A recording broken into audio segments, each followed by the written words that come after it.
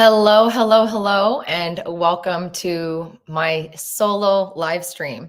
I was actually supposed to be going live with Amber Coleman today, but she's traveling and she's doing some really good stuff. She's traveling to go work with Guild Mortgage to actually be a part of the conversation as it relates to bringing new loan programs to the forefront based on what the market is asking for. So I'm super grateful that she's being included in that room, but it has definitely left me doing the live stream by myself today, which is okay.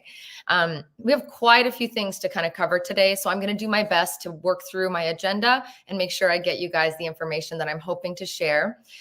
We'll give Amber a lot of crap next time she's on live with me, but honestly, I'm super excited that she's being included. She's one of the top 200 lenders in the nation for a reason. And I just got an update yesterday, and I think she told me that she is now ranked number 166 or 168 lenders in the nation. So when we come live and we're online, please know that I'm bringing forth someone who has an incredible wealth of knowledge and history and years in this business. And we're always doing what we can to bring hope of home ownership to you. So today I'm by myself. Hang in here with me for a moment.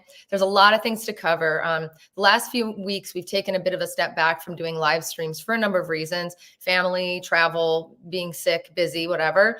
But the last 2 weeks actually have been on purpose. It's an on-purpose hold, largely because of the fact that we've had a lot of stuff happening in the industry related to the National Association of Realtors settlement, the case that was happening that is now going to be widely affecting the entire nation when it comes to real estate rules and regulations.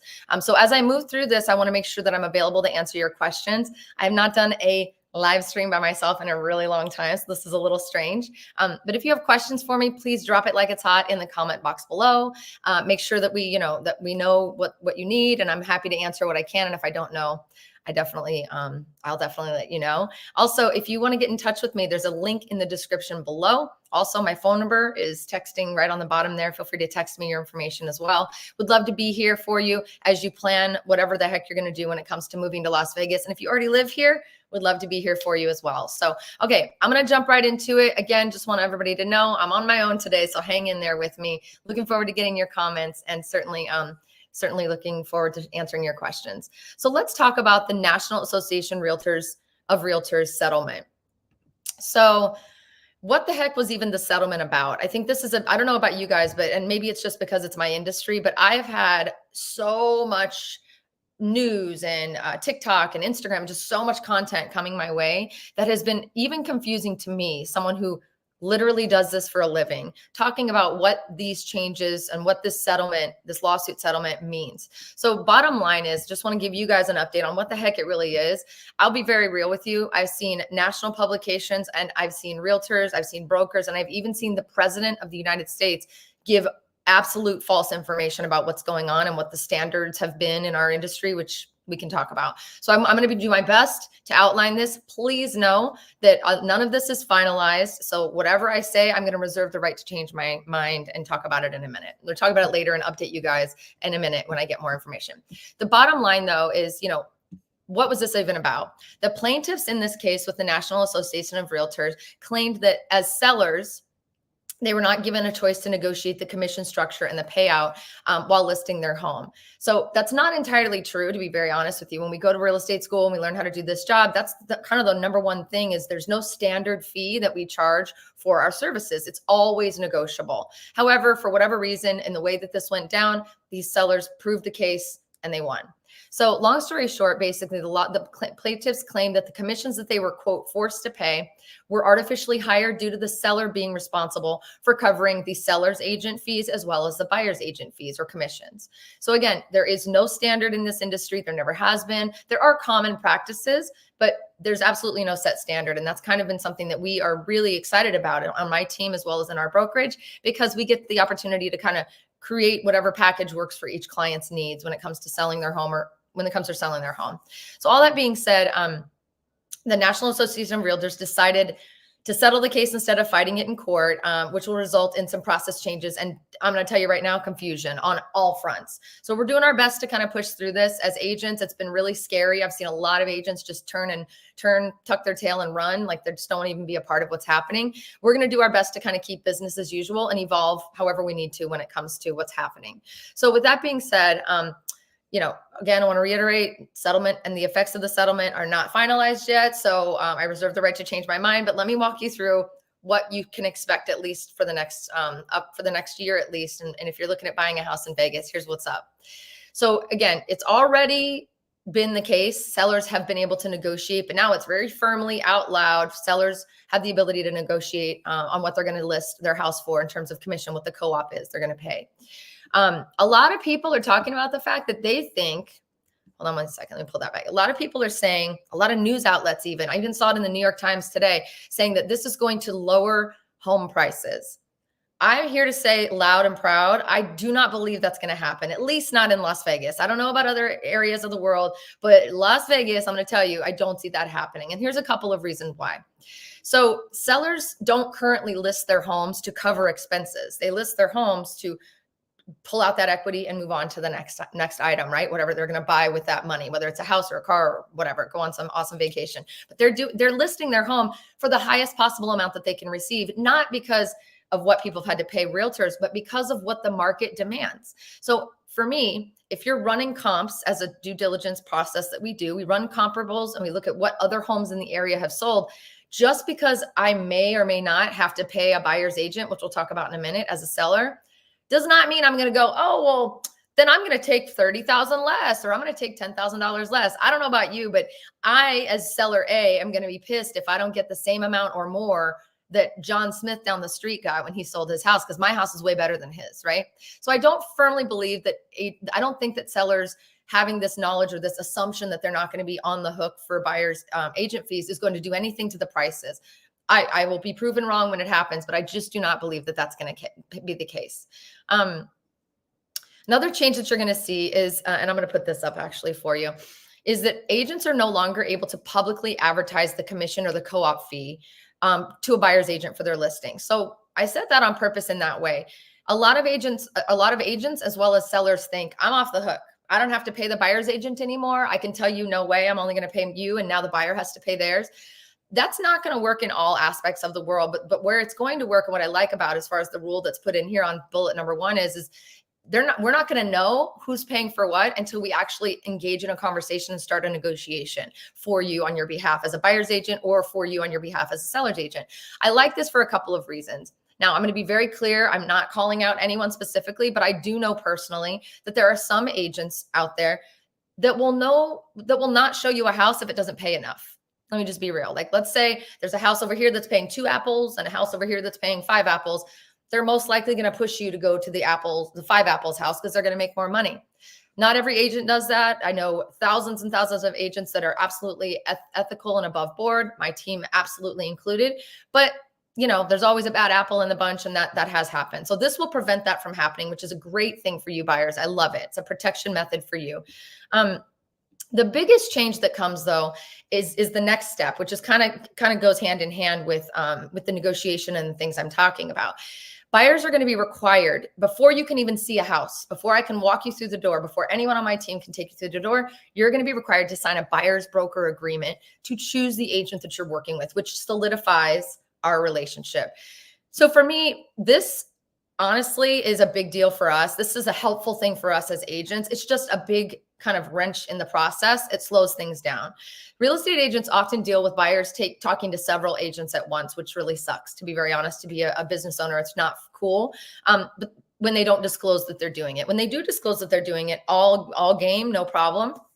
But the problem is that you can find yourself in a situation as an agent, a buyer's agent, who you are putting time and effort and money and energy and putting people in your car and driving them around with no solid agreement with the buyer.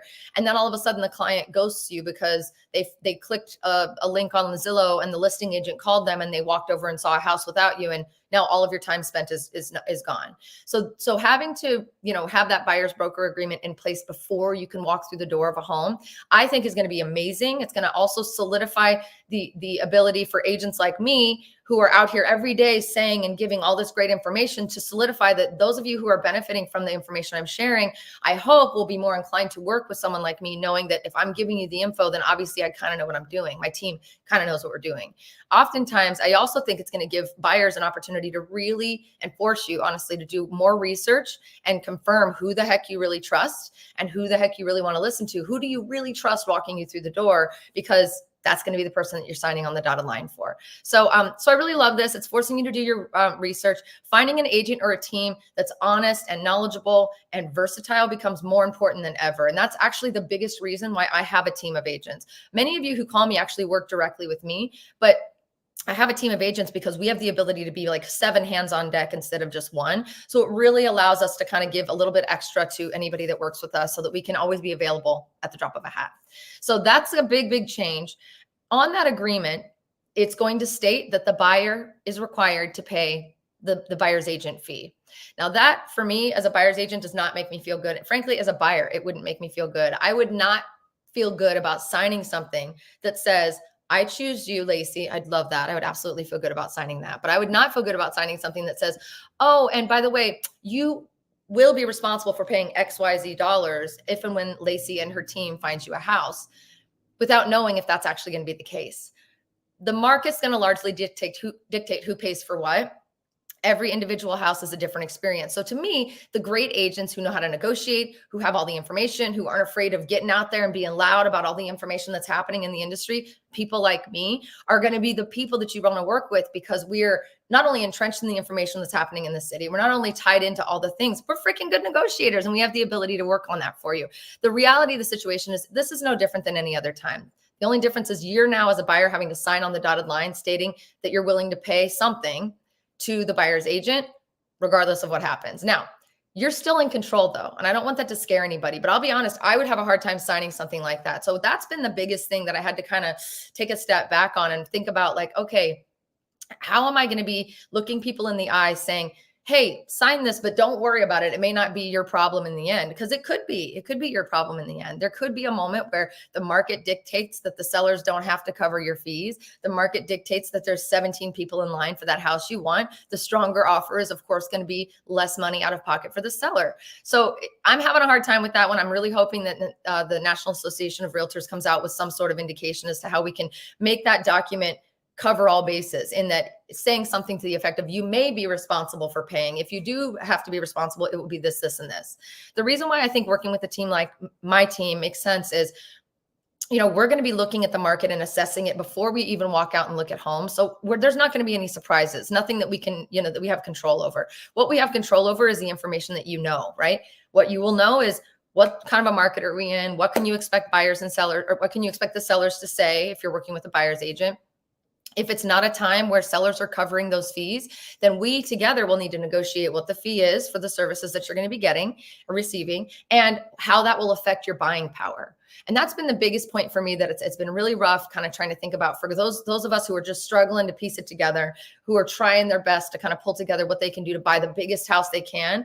It does definitely limit, if you do get stuck with those fees, it does pull down on what you're able to spend and buy. So negotiation tactics are going to be really huge. Also, just having a really communicative, upfront, knowledgeable team and agent in the forefront leading you is going to be super duper important, because I'd hate to be a buyer who signs on that dotted line and is told by my agent, you won't have to pay it, we're fine. And then you go out into the market and realize not one seller is offering to pay anything. And now you have to rethink your entire strategy and your entire budget. So it's really, really, really important. I'm excited that, that this is happening. I'm not excited about the fact that now buyers may be responsible. I think it's going to really push a lot of lower budget buyers to a place of maybe having to hold off longer or not being able to buy at all, which makes me sad. But I'm happy for the commitment document that we're going to be having, because I think it's going to force you guys to really decide if, this is the person you want to work with or not. So more to come on that. So I started to say this before, but I want to put it up on the screen again. Depending on the market, buyers may be responsible for paying the real estate's commission as a part of the closing costs. May be responsible. Again, if you were, I don't know, let's call it 2007, 2008, when people were foreclosing and the market was the worst and there was a huge crash, sellers would have literally done anything to sell you their home to get out of it and get out from under all of the debt, right? So lots and lots of opportunities will come and ebb and flow with the market as it evolves. I'm going to talk about what the market looks like right now in just a minute, but I just really wanted to touch on a couple of these items just so you guys know. At the end of the day, I'm trying to think ahead. I'm trying to make sure I can look you in the eye as my clients, and that we are trying to make sure that you guys understand that we're out here on the internet doing this for a reason. We're confident in our skill set. We're confident in what we offer. And honestly, I've had a lot of people come to me, bump into me around town. Hey, your videos are the reason that I moved here. Great. You moved. That's awesome. We bought a house in Summerlin. Why didn't you call me to help you buy the house? Oh, I don't know. I guess we thought you were too busy. Or, oh, I guess people just don't realize that that's why we're doing this content. It's not only to educate you, but it's because we want to work with you. So please, for the love of God, if you're watching our content and enjoying it and learning from it, please click the link in the description, text that phone number. Let's talk. I don't care if it's now or 10 years from now. Allow me and my team to be a voice in the room to help you determine what the heck you're going to do, especially with all these changes happening, right? So that's my soapbox. I'm going to get off of it for a moment or in a moment, but I just wanted to say, like, there's some big stuff coming, and I'm very lightly touching on all the stuff that they talked about, but those are the major things that I think you guys should be aware of. You're not going to have to worry about agents. I hope that they weren't doing it before, but you're not going to have to worry about agents eliminating houses that you want to see because it doesn't pay them enough. They have to show you everything, and obviously within reason based on what you coordinate. So advertising of the co-op or the commission is going to be a good thing, I think, overall. It forces people to actually have to talk and negotiate. Sellers thinking they're off the hook with paying buyer's fees is a little silly to me, because it's going to be determined by the market. If I'm a seller who puts my house on the market and I say, I'm not paying anybody anything, yet John Smith and every other house on the street is willing to negotiate, my house is going to sit and the rest are going to sell. So it's all about making your house marketable and all about what the market is demanding, right? And then, of course, the last component that I mentioned about having that buyer agreement, having to really do your research and choose the right realtor, choose the right team to represent you is vitally important. And you got to do it before you even walk through the door of a home. Yeah, it's kind of like, I don't know if you guys have watched my videos for a while, but I've said this for years. If you go to a new homes community and I'm not with you and I didn't register you and they aren't aware that we're working together, I will not be able to register. I will not be able to represent you anywhere near that deal. So you either want some representation and someone to look out for you, or you don't. And that's the decision you're kind of making from this point forward. The last thing I want to talk about with this is just some things that you can expect to see, just from, again, my opinion. Who knows, right? This is ever changing, and I do reserve the right to change my mind. But for right now, this is ever changing. Here's what I think you're going to see. You're going to see a lot of buyers thinking that they're being swift and saving money, trying to go around the buyer's agents and go straight to the listing agent without hiring a realtor to represent them. This is absolutely allowed already, by the way, and it happens now. Some brokers will allow it and some won't. I urge all of you buyers to listen very, very closely to me when I say this. And this is just me being real. By choosing to go directly to the listing agent, you are absolutely going to be limiting your ability to have protection in terms of and advice and guidance. You have to sign on the dotted line, basically stating that you are acknowledging that the seller agent is representing both of you, and that you now will limit your protection and limit your ability to receive guidance and their duties owed to you. So it basically becomes extremely transactional. You can't get advice. You can't get guidance. You can't find out information. There literally have to be mum's the word on most of the information. So if what I'm saying to you right now scares you a little bit, it should, because I'm going to tell you right now, if they've already got the listing and there's already a representation with them, you're going to have less in terms of that representation, because they've already signed duties owed with that list with the seller. And they've already given them more of the duties that are owed. The duties that are owed to you are there to protect you and to look out for you and to protect your investment. Now, I get it. I would try to do this as well. If I was trying to buy a house and I didn't want to spend whatever, I might be on the hook for a buyer's agent fee and I don't want that, I would absolutely try to look into this. The one thing I would say though, is that, I would prefer that you guys be willing to talk to an agent like myself or a team who's a buyer's agent and figure out how to negotiate a rate that you're comfortable with so that you're still protected rather than going and flying it blind.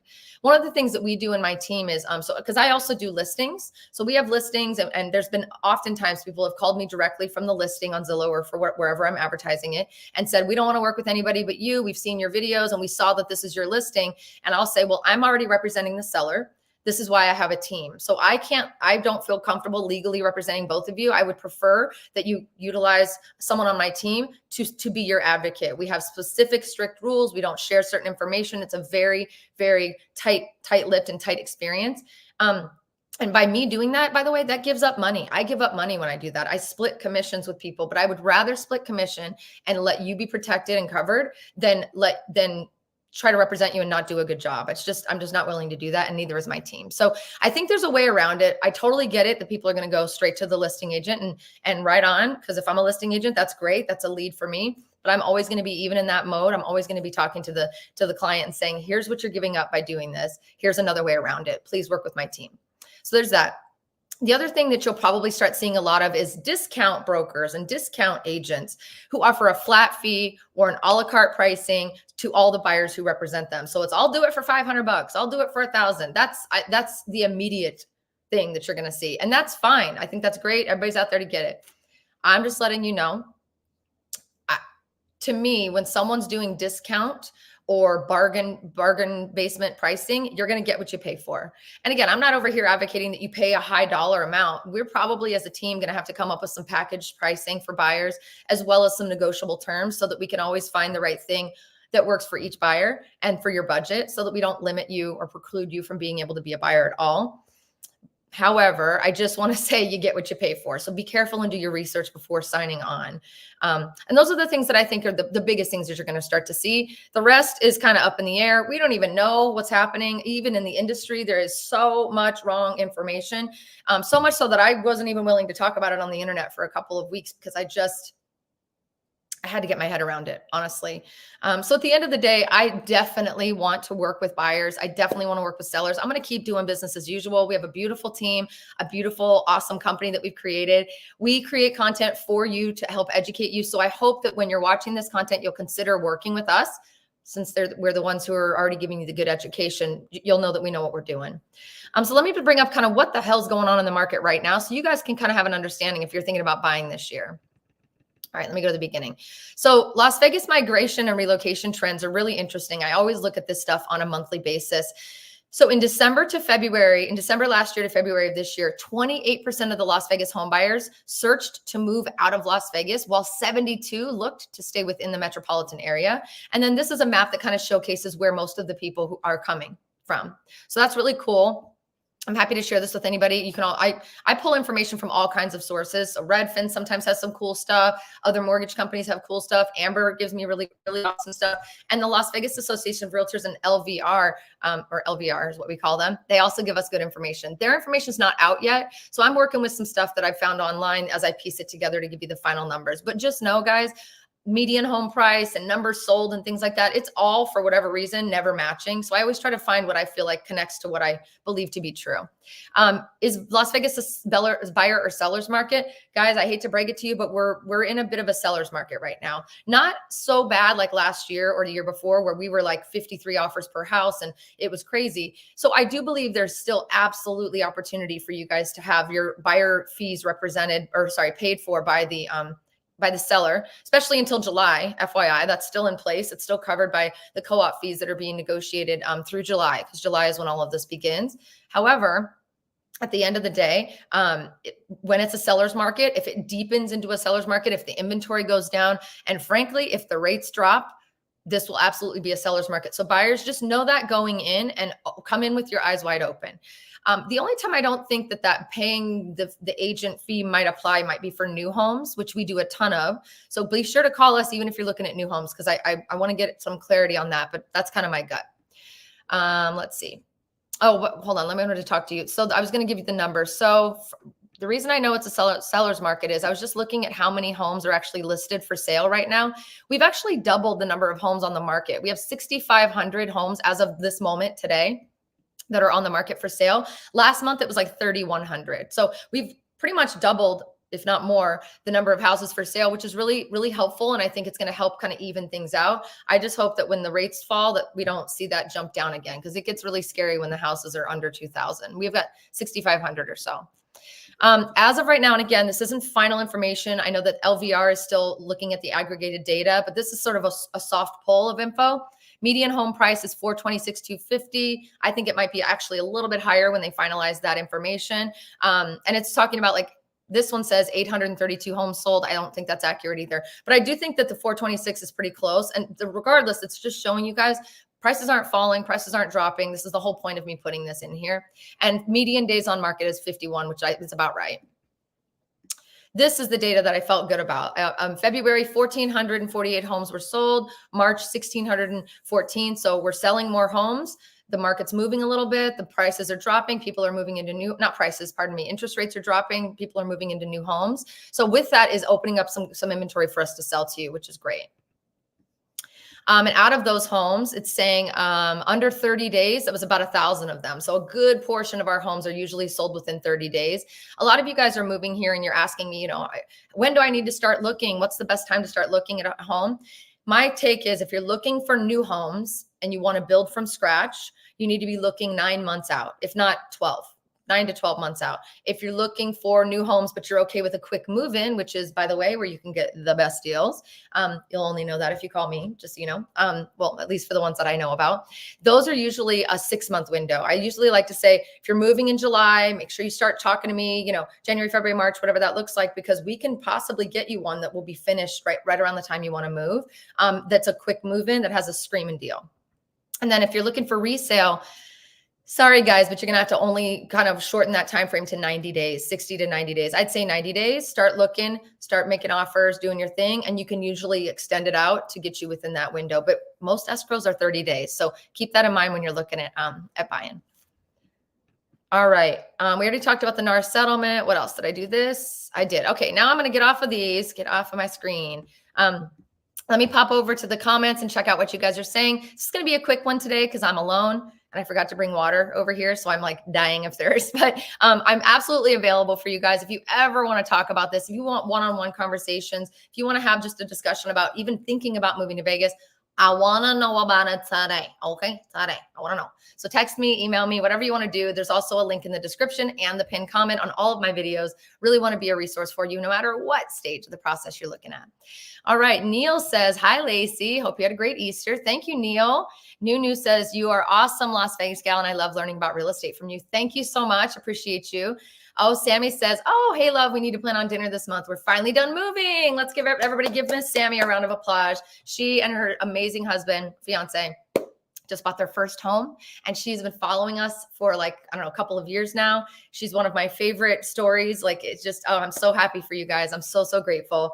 Thank you. And she also said, okay, well, this was kind of nicely timed. From firsthand experience, Lacey is amazing and genuinely has your best interest in mind without question. Thank you, Sammy. Very much appreciate you. MJ, planning on buying in 2025 and hopeful that by that time we will know the cost to pay your buyer's agent. Also, great videos will help cut down the areas and time I need to see homes. Good point, MJ. Thank you.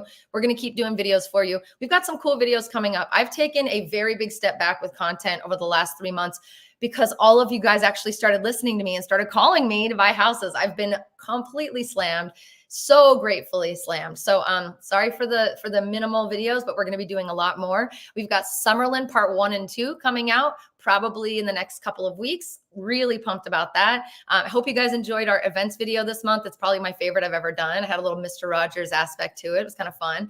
And more of that will come. And I'm also desperately trying to do more video driving tours. I know you guys love them. They're just a complete pain in the butt to produce and take up like a whole day. So, but we're working on it. I promise. But MJ, thank you for what you said. I really do hope that we'll know by then. I know we will. And like I said, our team and everyone else and their mom is going to come up with our version and our packaging, and we'll just figure it out. But if you're listening to me, I hope you call me. We'll make it work. We'll make it work for you no matter what. We'll make it work. Chris says, the squatting problem here in the Northeast is something I'll never understand as far as the rights of these perpetrators. Yeah, you know what's crazy? Oh, and he asked me a question. Squatting has become a problem in the Northwest. I don't understand the rights given to the invaders. I can't see this happening in Vegas, or does it? I definitely think there's squatting issues. I don't know that there is rampant as I've seen. I've seen on TikTok and on Instagram, like so many realtors talking about squatters and homeowners, and it is sad. It's really, really sad. I'm not as familiar with eminent domain as I think that's that the rule is called, as I should be. I probably should kind of brush up on it. Biggest thing for me when we list a home, we do a couple of things on purpose. When you're listing your home and it's vacant to sell, we do some things in the MLS system that make it look as if someone might live there to anybody, to the layman, right? So if it doesn't say vacant, ready to go, because a vacant home would give someone an invitation to come and possibly break in and then squat. I've only had squatting happen one time in one listing, and they did break into the home. It was in an interesting area of town, and so we were able to get them out. Police came and helped, and it was fine. But I definitely think that the biggest thing is hiring agents when you're selling a home, hiring agents who are going to be attentive and checking on the home daily and treating it as if it's theirs. If you're not going to be here locally, is a huge key to that. And then also just the way you market the home and the way you lock up the home and protect the home, I think is also a big part of it. But I don't understand it either. It's really sad. I feel terrible that people are homeless and that they need somewhere to squat, and that it's now affecting homeowners. It's all just nuts, and it makes me very, very sad. So yeah, I don't understand it, but I haven't seen it become a rampant problem here in Vegas yet, or at all. I've seen moments of it, but never like I'm seeing. Like, I guess California has a lot of it happening, and I did hear the Northeast as well. So I'm sorry, Chris. I'm sorry you're having trouble with that up there. Move your butt down to Vegas and we'll maybe eliminate that problem. I don't know. Vegas man. Hey, Valentine. Good to see you. Thank you so much for popping in. Hey, Chris, thank you for saying such sweet things. Really, really appreciate you. MJ, love the neighborhood and looking at the 55 plus communities. Will get in touch with me. Thank you, MJ. Would love that. There are some beautiful 55 plus, or we call them active adult communities here in Las Vegas, all over town, in almost every single corner of town. And they are just amazing. And PS, active adult does not mean old. Okay. It does not have to mean old. It does not have to mean you got to be walking around with a cane, because excuse me, 55 is not far off for me. So it's not old anymore. So it's no longer allowed to be old. All right, guys, I don't see any other questions. I just wanted to hop on and give you as much information as I can. I hope I made sense. Sometimes when I'm talking on my own, it circulates in my head and then comes out of my mouth, and I'm like, I don't even know if that made sense. So let me know if I made sense or not. But either way, would love to chat with you. Would love to get to know you and learn about what your plans are. Also have to do a small shout out, big shout out actually. Today is my daughter's 24th birthday. Happy 24th, my beautiful Savannah. She doesn't live in Vegas anymore, guys. She's doing the Broadway track out in New York City. And my heart is shattering every day that she's not here. But I just want to wish you a happy birthday, my love. I can't believe I have a kid that's 24 years old. Like, this is kind of nuts. This is crazy. Do you guys ever notice that? Like, all of a sudden blink and you're like a quarter of a century's passed. Huh? What am I doing? Anyway, all that being said, happy birthday, my love. Happy birthday. My son, Phoenix, his birthday is coming up in 2 weeks, so we'll do this again. But thank you all for your support. Thank you for the beautiful messages I receive every single day. Thank you for those of you who've trusted me enough to reach out. I am honored every time I get the chance to chat with you. It is my honor and pleasure to be able to connect you to my beautiful neon hometown. This place is so special. And I know that there's a way for you to activate it for you. So if you're thinking about moving, please give me a buzz. But otherwise, it's time to go, baby. I got to go show some houses to some buyers. If you guys want to get in before the July deadline of all the stuff changing, you better give me a call today. All right. I'll see you guys soon. Thanks for tuning in.